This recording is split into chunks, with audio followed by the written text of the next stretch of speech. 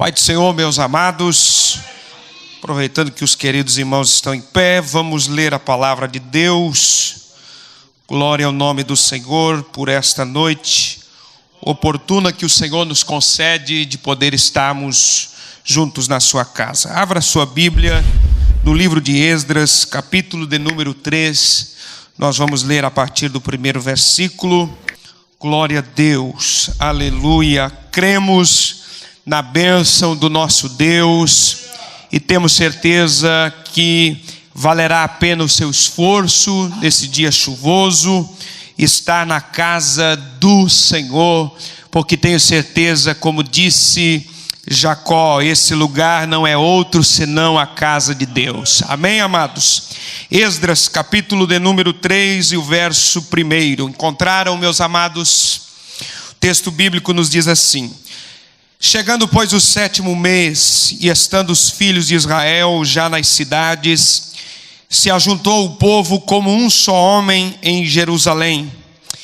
E levantou-se Jesua, ou Josué, filho de Josadaque, e seus irmãos, os sacerdotes, e Zorobabel, filho de Sealtiel, e seus irmãos, e edificaram o altar do Deus de Israel, para oferecerem sobre ele holocaustos, como está escrito na lei de Moisés, o homem de Deus. E firmaram o altar sobre as suas bases, porque o terror ou o medo estava sobre eles por causa dos povos das terras. E ofereceram sobre ele holocaustos ao Senhor, holocaustos de manhã e de tarde. E celebraram a festa dos tabernáculos, como está escrito, e ofereceram holocaustos de dia em dia, por ordem, conforme o rito, cada coisa no seu dia. E depois disso o holocausto contínuo e os da luas novas e de todas as solenidades consagradas ao Senhor, como também de qualquer que oferecia oferta voluntária ao Senhor. Ainda o verso de número 6. Desde o primeiro dia do 7º mês começaram a oferecer holocausto ao Senhor, porém ainda não estavam postos os fundamentos do templo do Senhor. Amém, meus amados? Por bondade, tome seus assentos, queridos. Quero celebrar ao Senhor esta noite de poder estar aqui na igreja pela primeira vez. Na cidade já havia passado algumas vezes aqui quando me direcionava até a Criciúma, mas estar na igreja do Senhor pela primeira vez. E claro, desta feita, este campo maravilhoso, presidido pelo nosso amigo pastor Hebron Mussini. Desde já peço que transmita o meu abraço ao servo de Deus. Já de alguns anos que conhecemos, desde União da Vitória, quando trabalhava ali como pastor auxiliar ao lado de seu pai, e louvamos a Deus pela forma que o Senhor tem levantado o seu servo no nosso estado, e hoje também o segundo secretário da nossa convenção. Que Deus continue frutificando o ministério do pastor Hebron Mussini e a sua família. Também louvar a Deus pela vida do pastor Reginaldo, que não está aqui, estará ali na Vila Nova, né? Na igreja também ali que é pastoreado pelo meu amigo, pastor Ivonei Bela, né? Desde o Otacílio Costa, que é o vice-presidente do campo, que foi o canal de bênção para estarmos aqui. Sua esposa, irmã Elza, né? E, além de tudo, minha prima, né? Que Deus abençoe a Elza, o Felipe, família querida. Tivemos o privilégio de trabalhar junto em Pomerode ali, né? Foi quase 8 anos trabalhando para o Senhor ali na cidade mais alemã do Brasil, né? E novamente estar aqui com meu amigo pastor André, né? Deus abençoe, desde União da Vitória, sua esposa, irmã Tábita, que Deus abençoe. E na pessoa dele cumprimentar aqui o pastor Lucas, né, que é o dirigente aqui da igreja sede. Deus abençoe todos os obreiros e a igreja do Senhor que está aqui essa noite. Eu já senti a presença de Deus aqui, meus amados, desde quando o conjunto estava adorando ao Senhor, com aquele lindo hino, aleluia. Eu já senti a presença de Deus aqui neste lugar. E eu creio, como é o tema específico dessa campanha, que Deus há de restaurar a sua vida. Quem sabe você chegou aqui essa noite com com problema no seu casamento, quem sabe algum problema lá na empresa que você trabalha, enfim, eu não te conheço, mas o Deus de toda restauração está neste lugar, e se você crer e colocar a sua fé em prática, Ele tem o poder de operar aquilo que é impossível. Amém, meus amados? Glória a Deus. Queridos, esse texto bíblico que nós lemos, o Espírito Santo assentou no meu coração quando me foi formulado o convite, né? E eu olhei o tema da campanha que os irmãos estão fazendo, que é sobre restauração, e o Espírito Santo me levou até esse texto bíblico, na verdade, aonde acontece uma das maiores restaurações do Antigo Testamento, quando o povo de Israel retorna novamente do cativeiro babilônico. Os irmãos conhecem a história bíblica, sabe que por 70 anos a nação de Israel teve que experimentar o gosto amargo deste remédio, que foi a solução final para que o Senhor curasse a nação escolhida da idolatria. E realmente foi o remédio que curou de uma vez por todas a idolatria que tanto desafiava a santidade de Deus, meus amados. Agora o povo está 70 anos lá sem o templo, sem o altar, sem todo o ritual do culto judaico, não é? Do sacerdócio levítico, mas cumprindo-se a palavra de Deus já proferida pela boca do profeta Jeremias, o profeta das lágrimas. Este povo agora retorna para ocupar a terra que lhe era dada por direito, que Deus havia prometido a Abraão, o seu amigo. E o que me chama a atenção, meus amados irmãos, que se nós fôssemos olhar a quantidade de pessoas que estavam morando na Babilônia, a quantidade de judeus que estavam ali espalhados pela Babilônia, agora o povo havia se acostumado a viver na Babilônia.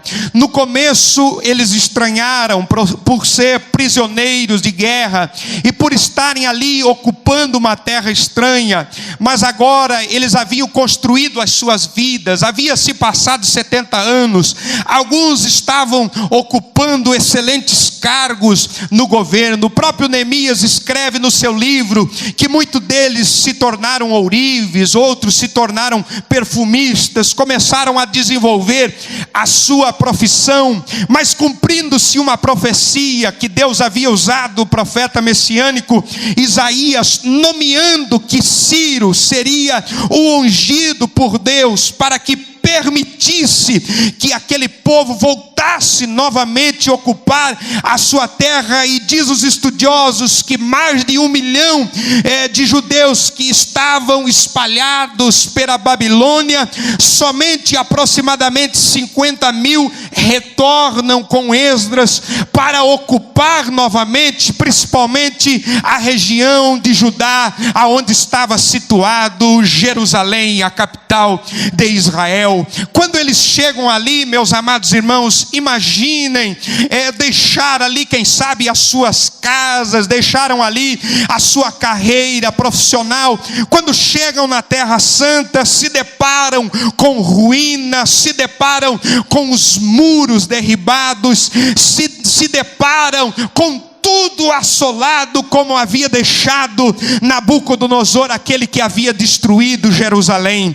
Quando eles chegaram, a Bíblia nos diz que após eles se assentar, cada um na sua cidade, eu começo a entender pelo texto bíblico algumas razões e algumas lições que eu quero compartilhar com os irmãos esta noite sobre restauração. Se você quiser acompanhar o texto bíblico comigo, o verso 1 que nós lemos, a Bíblia diz que eles chegaram, pois, o 7º mês. Primeiro detalhe, o 7º mês, meus amados, no calendário judaico, era o mais importante importante, pois era considerado o primeiro mês do ano. Ali era comemorado o dia da expiação, e a Bíblia diz que o povo se reúne como um só homem. Eles deixam as suas cidades,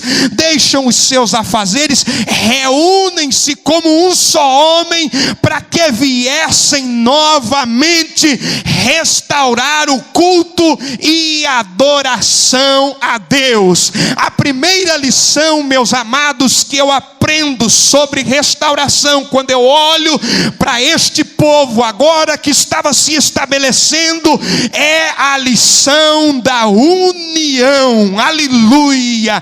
Só há restauração aonde há união. Só há restauração aonde há um só pensamento. A Bíblia diz que eles estavam pensando como um só homem, num só objetivo. Quem sabe você chegou aqui esta noite e aplicando esta palavra no seu coração, lá dentro da sua casa, quem sabe dentro do teu casamento, quem sabe as coisas não estão indo bem, mas eu quero dizer, aprenda a lição da união, aprenda a lição do amor, dê a mão àquele que está ao teu lado. Mas você, quem sabe, está dizendo, mas pastor, ele não faz do jeito que eu peço, ela não faz do jeito que eu estou pedindo. Eu quero dizer uma coisa: faz a tua parte, que o teu Deus vai se encarregar do resto. Aonde há união, o amor de Deus está entrelaçado nos corações. O salmista, meus amados irmãos, ele nos fala no Salmo de número 133: ó, quão bom e quão suave, é bom e é suave que os irmãos vivam em união. E aí o salmista aplica uma tipologia, ele diz: é como o óleo que desce sobre a cabeça e desce sobre a barba de Arão. Eu aprendo uma das lições, meus amados, na simbologia do óleo na união. Quando o óleo descia sobre a cabeça do sumo sacerdote, corria pela barba, os fios se juntavam. Aonde há união, o Espírito Santo junta as forças. Ei, quem sabe está faltando o óleo de Deus dentro da tua casa, mas o Espírito Santo está aqui.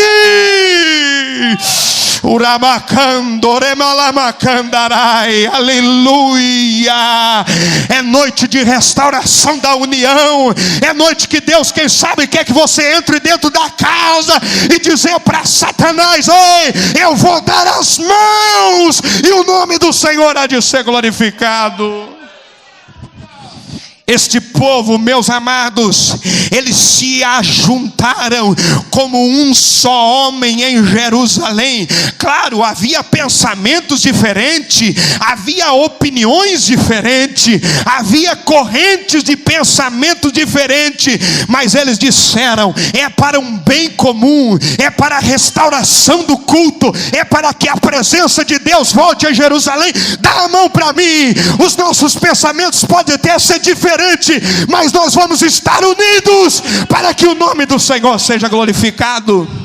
Hoje em dia, meus amados, nós estamos vivendo num tempo de um individualismo que vem entrando dentro da igreja, e às vezes ele sobe até para o púlpito. Às vezes a pessoa fica incomodada quando o outro vai mal. Ei, irmão, aprenda a se unir com o teu companheiro. Diga: vamos dar as mãos, vamos caminhar juntos, e o nome do Senhor será glorificado. Um dia os discípulos de Jesus, meus amados irmãos, os discípulos de Jesus estavam preocupados. Olha, um quer assentar à direita, o outro quer assentar à esquerda. Aí Jesus veio pelo caminho, ouvindo a conversa deles. Quando Jesus chegou no lugar, Jesus tomou uma cadeira, sentou por ali, colocou uma criança no colo e disse: vocês estão preocupados com o lugar? Vocês estão preocupados com o título? Estão preocupados com o carro? Jesus disse: se vocês não se fizerem como uma criança, não herdará o reino do céu. Sabe por quê? Porque criança ama, ela apanha, mas ela continua amando, ela continua gostando. É assim que o poder de Deus se aperfeiçoa nas nossas fraquezas, meus amados. Agora imagina esta nação, uma nação que havia perdido a identidade religiosa, havia perdido a identidade sacerdotal, pastor Davi, uma religião que havia perdido toda a sua característica. Imaginou se cada um pensasse do jeito, não, eu vou fazer dessa forma, eu vou fazer, não, vamos estar juntos, vamos estar unidos, vamos estar juntos. Um dia Neemias, quando estava começando a construir o muro, depois desse episódio, Neemias disse: gente, nós estamos separados, vai ficar brecha no muro, vamos juntar força, vamos ficar juntinho, vamos ficar juntos, para que o nome do Senhor seja glorificado. Aleluia! O verso de número 2, meus amados, a Bíblia diz que levantou-se Josué, os seus irmãos, junto com Zorobabel, o governador, e os seus irmãos, e eles edificaram o altar. O primeiro móvel que eles edificaram do templo foi o altar. Era uma cidade que estava sem muros, era uma cidade que estava sem as portas, era uma cidade que estava sem a sentinela, mas a preocupação do povo era novamente construir o altar. Por que o altar? Eu aprendo algo imprescindível, meus amados, quando eu olho para a simbologia do altar. O altar no Antigo Testamento, ele aponta para a cruz de Cristo. Aleluia! Tudo se começa no altar. Quando o israelita trazia a oferenda, a primeira coisa, ele transferia simbologicamente seu pecado ao animalzinho. O sacerdote levava até o holocausto e ali imolava para que Deus perdoasse o pecado do ofertante. Tudo começa no altar. Sem altar não teria como chegar na pia de bronze, que fala de purificação, que fala da palavra. Sem altar não tinha como chegar nos pães da proposição para se alimentar. Sem altar não teria como oferecer incenso, pois a brasa que queimava o incenso se tirava do altar. Deixa eu abrir um parêntese aqui na minha fala. Quanta gente que o seu incensário da oração já pagou faz tempo. Ei, faz uma visita no Calvário, pega a brasa do altar e acende o incensário da oração. Charamando, Kelia, Soria, Mandarai. Sem altar não há brasa, sem a brasa não há incensário, sem o incensário não há oração, sem oração não há resposta. Aleluia. Sem altar não havia como acender o pavio do candelabro, do castiçal. Sem altar não teria como que pegar um recipiente do sangue do bode expiatório para que o sacerdote adentrasse o santo dos santos, o sumo sacerdote, e lá Deus propiciasse os pecados da nação. Aleluia. Tem muita gente que quer chegar logo no Santíssimo, mas para chegar no Santíssimo precisa passar no altar. O altar era o móvel mais feio do tabernáculo. Era sangue, era fogo, era brasa, nada chamava atenção no altar, meus amados. Mas quando se passava pelo altar, o caminho estava aberto para o santo. Se você acredita nessa palavra, eu vou te pedir pelo menos uma vez, levante a tua mão comigo. Deus vai restaurar o altar. É noite de restauração do altar. Aleluia. A nação não estava preocupada com a muralha, a nação não estava preocupada com os portais de ferro. Sabe por que eles precisavam construir o altar? Porque a Bíblia diz que eles estavam com medo. Imaginou, naquele tempo não tinha energia elétrica, iluminação pública. Quando baixava o sol, era uma negritude quietude total, as ruas das cidades ficavam escuras, e uma cidade sem muro, ela seria uma vítima fácil para uma emboscada de um exército inimigo. Mas eles dizem: ei, antes de construir o muro, antes de nós cuidar dos nossos projetos, antes de nós cuidar da segurança, nós precisamos restaurar a comunhão com Deus. Sabe por que tem muita gente que hoje não prospera, pastor André? Porque ele só está preocupado com ele, com o umbigo dele. Se ele tiver em eminência, tá bom. Não! Vamos se preocupar em restaurar a nossa comunhão com Deus. Uramandarai, aleluia, aleluia. Deus está falando com alguém aqui esta noite. Aleluia. Eles restauraram o altar, edificaram o altar. Para quê? Para bonito? Não. Para oferecer sobre ele holocausto. Porque onde tem altar tem sangue. Onde tem sangue tem perdão de pecado. Aonde tem perdão de pecado tem consciência limpa. Aonde tem consciência limpa tem frutificação. Aleluia. O que é que Jesus disse lá em João 15:16? Não foi vocês que escolheram a mim, mas eu escolhi a vós, para que vocês vão, se movimente, vão e deem frutos, e frutos permanentes. O Senhor te chamou como Ele chamou a José, quando o velho Jacó está para morrer, e Ele chama os seus filhos, abençoa Judá, abençoa Isacar, e assim vai abençoando os seus filhos. Quando Ele chegou em José, onde está a maior lista de bênçãos, Ele disse: José, você é como um ramo frutífero que passa o muro. Deus quer você um ramo frutífero. O salmista diz no Salmo de número 1: o justo é como uma árvore, é como árvore plantada junto a ribeiros de água, que dá o seu fruto na estação própria. As folhas nunca caem, nunca murcham, e tudo que ele coloca a mão prospera. Aleluia. Eles edificaram o altar do Deus de Israel para oferecerem holocaustos. Eles sabiam, meus amados, que tendo o altar, Deus novamente perdoaria o pecado da nação. Imaginou 70 anos sem ver o altar. O altar lá no tabernáculo, lá quando foi feito o primeiro altar, a Bíblia diz que foi Deus, milagrosamente no livro de Levítico fala que Deus acendeu o altar, mas este altar eles tiveram que procurar fogo. Tem hora que Deus opera o sobrenatural, mas tem hora que a gente tem que fazer a nossa parte. Você está fazendo a tua parte.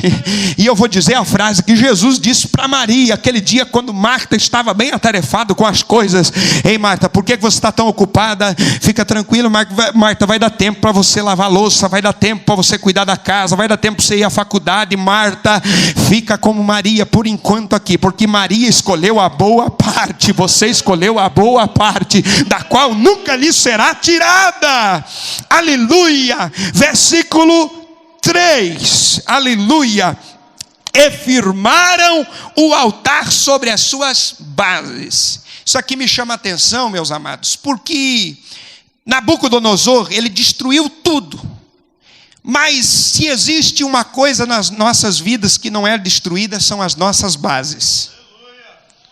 O diabo pode até destruir, como Nabucodonosor fez com Jerusalém, derrubou tudo, mas a base ficou. O alicerce ficou, a sapata ficou. Aleluia! Uramahandarai. Tem gente que às vezes que o diabo pensa que destruiu, mas ninguém tira a base dele. A base do altar ficou. Passou 70 anos, a base estava lá. Sabe de quem que eu me lembro, obreiros? De um homem lá na Bíblia, o amigo de Josué, o Caleb. O Caleb tinha 40 anos quando ele foi lá espiar a terra. Ele foi lá espiar a terra. Quando ele voltou, ele ficou fiel a Moisés, fiel ao ministério de Moisés. E aí Moisés disse: atitude atitude nota 10, Caleb. Quando o povo herdar a terra, um pedaço daquela terra vai ser exclusivamente teu. Passou-se 45 anos. Ei, não desiste, irmão. Não diz, às vezes Deus promete hoje, tu quer para amanhã. Calma, espera em Deus. Espera em Deus. Deus não é como o McDonald's que faz fast food. Não, Deus é fogão a lenha. Tem que cortar lenha, tem que cultivar, tem que assoprar o negócio. Você tem que fazer a manutenção. Não é do dia para a noite, irmão. Passou 45 anos. Olha o altruísmo de Caleb. Caleb, ele era um obreiro altruísta. Sabe qual que é o obreiro altruísta? Aquele que quer o bem dos outros. Tem um que só quer o bem dele. Quer o bem dele. Se ele está com o microfone na mão, amém, glória a Deus, amém. Se o outro vai pregar, ele fica quieto. Se ele está aqui em evidência, amém. Ele está por cima da carne seca, como diz por aí. Mas quando chega a vez do outro, Deus abençoar o outro, murcha a boca, cadê? Mas o obreiro Caleb é altruísta. Quando eles atravessam o Jordão, e aí as tribos se espalham para conquistar a terra prometida, quando eles pisaram do outro lado do Jordão, Caleb bem poderia dizer para Josué, tu estava junto comigo aquele dia que o servo de Deus Moisés me prometeu um pedaço de terra. Eu quero o meu pedaço de terra. Já estamos na Canaã. A Bíblia diz que ele não fez isso. E ele já era um velhinho de 80 e lá vai umas pedradas. Lá vai o Caleb. E a Bíblia diz que eles conquistaram todas as terras. E é interessante que a Bíblia diz, quando o povo se aquietou, sossegou, Caleb chegou e disse, agora é minha vez. Ora mandarai. Aleluia. Quem tem bases espera a sua vez chegar. Quem constrói a sua casa sobre a rocha, ele espera a sua vez. Jesus disse, um dia assim, ele disse, quando ele propôs aquela parábola, ele disse, é melhor que te chame para sentar na primeira cadeira, do que alguém te tirar dali. Espera a sua vez, espera. Tem um hino bem antigo, espera em Deus, confia só nele. E aí Caleb diz, me dá. Josué, tu me conhece, amigo, parceiro há muito tempo, você lembra lá, eram 12, nós dois só ficamos fiel, o resto todo mundo morreu, a gente está aqui vivão da Silva, o povo já está aí situado, todo mundo já comprou a fazenda, já compraram a casa, compraram o lote, agora chegou a minha vez, Josué, eu tinha 40, agora estou com 85, mas a força é a mesma, para entrar e para sair, dá para mim o que é meu. Aí você pode pensar, mas um homem desse merecia pão com mel. Irmão, sabe o que ele ganhou? Hebrom. Hebrom era a cidade mais alta de Israel, terra habitada por gigantes. Estava lá a 900 metros acima do nível do mar. Terra habitada pelos nefilins, os gigantes. Caleb diz, dá para mim, eu vou lá. Aleluia. Imagina um velhinho de 85 anos entrando numa cidade que era habitada por gigantes. Mas Caleb entrou. Parece que eu vejo Caleb entrando e dizendo, essa terra é minha, essa possessão é minha. Ei, irmão, deixa eu te dizer algo do céu aqui. Bota o pé dentro da tua casa, como Caleb diz, esse território é Deus que me deu. Eu estou sentindo graça de Deus aqui. Uramandarai. Alguém pode fazer um fundinho ali, irmão André? Não sei se dos nossos músicos... Isso, tecladista, faz um fundinho para nós ali. Uramandarai, aleluia. Glória a Deus. Eu me lembro agora, meus amados, de um valente de Davi chamado Samar. A Bíblia diz que este homem, quando coloca as proezas militares que aqueles homens fizeram, eram homens que perante aos olhos da sociedade eram considerados vadios, desocupados, mas eles passaram a seguir Davi, e mais tarde eles estão dentro da lista dos homens mais valentes. E a Bíblia diz que este Samar, aleluia, ficou sob a sua responsabilidade uma roça de lentilha, uma plantação de lentilha, amado obreiro, ficou sob a responsabilidade dele.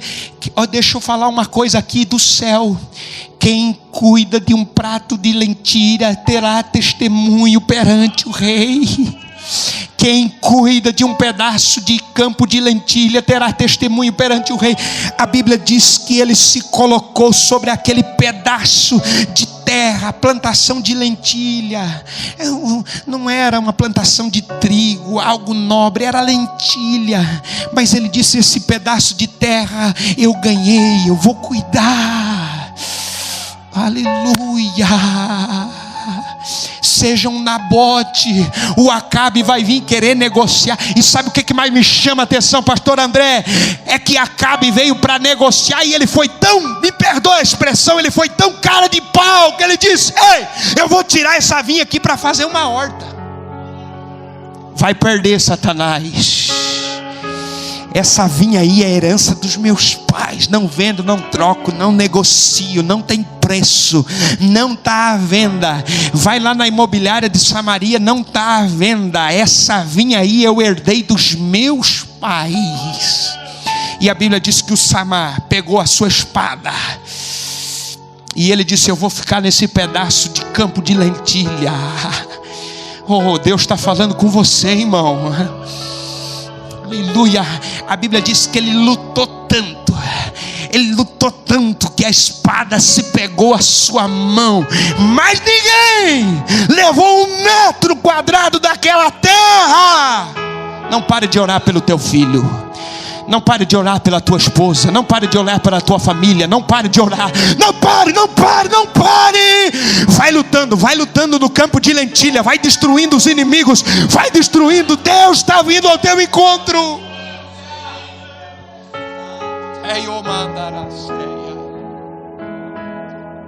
Procura, remove a ruína. E eles vão procurando. Nós precisamos usar a base. Não construa nada se não for em cima da base. Quando eles acharam a base, quem sabe ali amontou-se areia do tempo, pastor André. Mas a Bíblia diz que eles lançam sobre a base do altar, porque o terror, o medo. Eles não estavam construindo aquele altar com júbilo, com alegria. Eles estavam construindo aquele altar com medo, espantados. A qualquer momento o inimigo poderia entrar na cidade. Existe um momento que nós temos que construir o altar mesmo com medo, mesmo com angústia. Aleluia. Existe um momento que nós temos que tomar atitude, mesmo que a maré esteja soprando contra o nosso barco. Eles lançaram a base. Quando eles lançaram a base, a Bíblia diz que eles ofereceram novamente holocaustos ao Senhor. Quem sabe alguém abriu o rolo na lei e foi lá, claro, não havia capítulo e versículo, mas foi lá para Levítico 6:13. O fogo arderá continuamente sobre o altar, não se apagará. Quem sabe alguém que tinha visto o fogo arder lá no altar, que havia sido destruído 70 anos, começou a derramar suas lágrimas e diz: o fogo está aceso novamente. Aleluia. Ora mandarai, aleluia. E a Bíblia diz que eles celebraram a festa do tabernáculo. Sabe qual que era a festa do tabernáculo? Era uma das 3 principais festas dos judeus.